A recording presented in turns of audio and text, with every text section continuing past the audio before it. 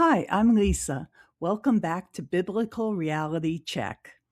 We learned in the previous video on the growing seed that in the first stage of perception, growth begins invisibly, beneath awareness, beneath effort, and beneath understanding. But once that inner growth begins, something new happens. You start to notice things you never saw before. You begin to recognize value, not external value, but inner value. And that brings us to the second stage of perception, the parable of the hidden treasure. The parable of the hidden treasure can be found in Matthew 13, verse 44, and reads as follows. The kingdom of heaven is like treasure hidden in a field. When a man found it, he hid it again, and then in his joy went and sold all he had and bought that field. The parable is one sentence, but it contains an entire psychology of awakening. There are four movements in this parable. Number one, the treasure is hidden in a field. Number two, a man discovers the treasure. Number three, the man hides the treasure again. And number four, in his joy, the man sells everything he has and buys the field. Each movement corresponds to a stage of perceptual development. Let's go through each one, beginning with number one, the treasure is hidden. The value of the treasure exists, and it's real. The value just hasn't yet been discovered at this point. This is the first stage of perception. Value exists before perception recognizes it. This applies to identity, purpose, truth, calling, and insight. Their value is not created when you discover them. Their value is always there, but it needs to be recognized. I should note that this is the opposite of my Baptist upbringing, which assumed that the value would only appear after belief. Jesus is saying the opposite in this parable. Value precedes awareness. The second movement tells us that the man finds the treasure, but he only finds it because he is capable of recognizing it. This is called selective attention in psychology. We only see what our minds are prepared to see. Note that the treasure is not revealed to the man, he recognizes it. This is the second stage of perception, recognizing value that was always present. The third movement is often the most confusing and therefore the most misunderstood part of the parable. Jesus says the man hides the treasure again after discovering it.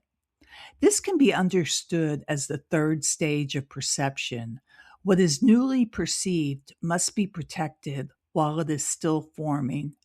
In human experience, early insights are often fragile.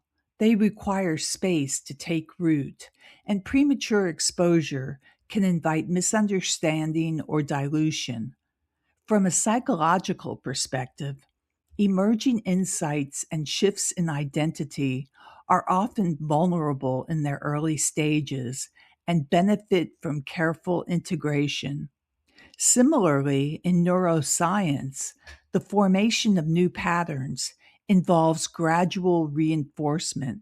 Repeated activation helps stabilize them over time. In that sense, the act of, quote, re-hiding should not be seen as concealment for its own sake, but as a necessary period of safeguarding and strengthening what has been newly found. The fourth movement, where the man sells everything and buys the field, illustrates the psychology of value. When you truly perceive value, the cost becomes irrelevant.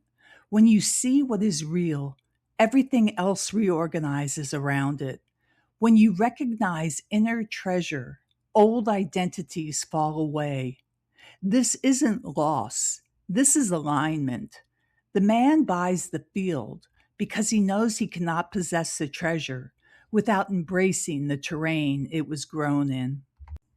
The treasure is not separate from the field. Your calling is not separate from your life. Your identity is not separate from your history. And your purpose is not separate from your wounds. To obtain the treasure, you must accept the field in which it was found. Now that we've mapped the movements of the parable, let's walk through them again, this time through real human stories. By watching the same pattern unfold in lived experience, you'll begin to see more clearly how awakening to reality and truth actually occurs in the movements Jesus describes. Let's start with Mara. She's 45, a nurse, a mother of two, and someone who has lived through more than she ever talks about. Years ago, she survived a season of profound trauma, the kind that fractures your sense of identity, safety, and reality. She did the hard work of healing, therapy, boundaries, journaling, all in an effort to rebuild her life piece by piece. And on the outside, she looks recovered, but inside, she carries a quiet belief that the trauma permanently damaged something in her, that she is strong, yes, but also diminished. One afternoon, Mara is sitting in her car after work, exhausted. She closes her eyes for a moment, and unexpectedly, she feels something she never felt before: profound peace, not the fragile, momentary kind, a deep, grounded stillness, like the center of her being is intact and untouched. It lasts only a few seconds, but it feels ancient. She doesn't know what to make of it. She thinks, where did that come from? She doesn't realize it yet, but she has just brushed against the treasure buried in her field, the part of her that trauma could not destroy. This is movement one, where the treasure is hidden. Over the next few weeks, Mara begins noticing moments of clarity and strength that don't feel like coping or surviving. They feel like truth. When a difficult situation arises at work, she responds with a calm she didn't know she had. When an old trigger surfaces, she notices she can observe it without being swallowed by it. One evening, she sits on her porch and feels a quiet realization rise in her. There is a part of me that trauma never touched. Not a belief, not a mantra, a recognition. She sees it clearly.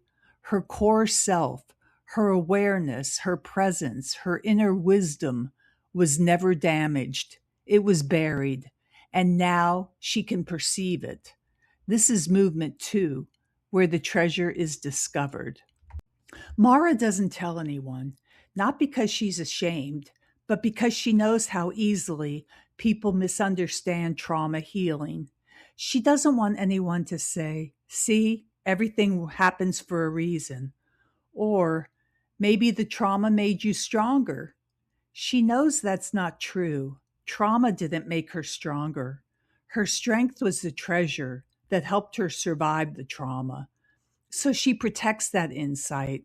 She meditates. She walks in silence. She lets the truth settle into her bones.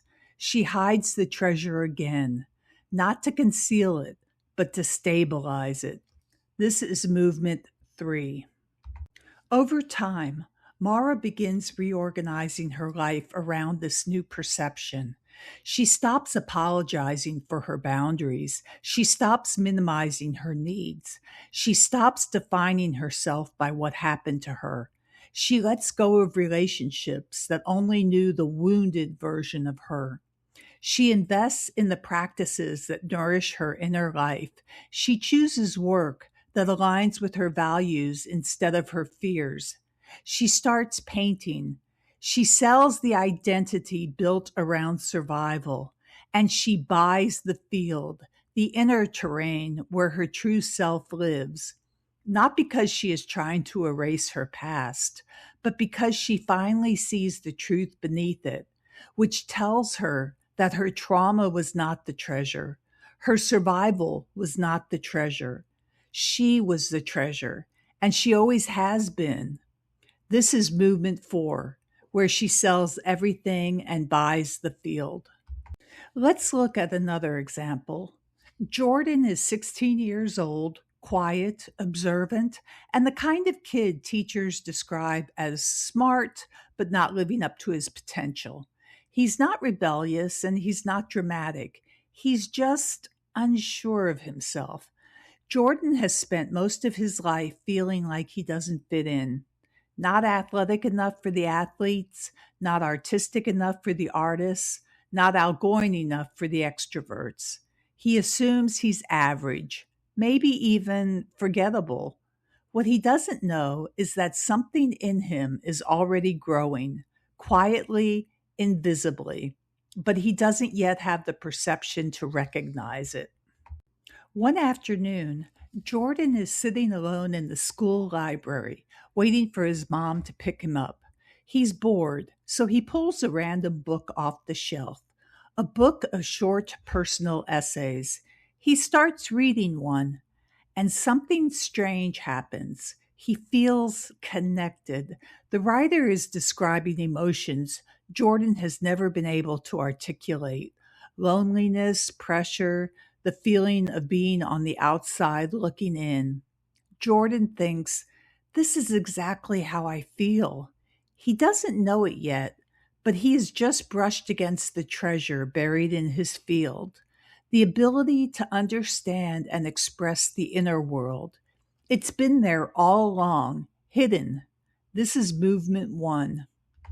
That night, Jordan opens a notes app on his phone and writes a few sentences about his day, not because anyone told him to, but because something in him wants to. The next day, he writes again and again. A week later, he reads back through what he wrote and feels a shock of recognition. This sounds like something real, not perfect, not polished, but honest.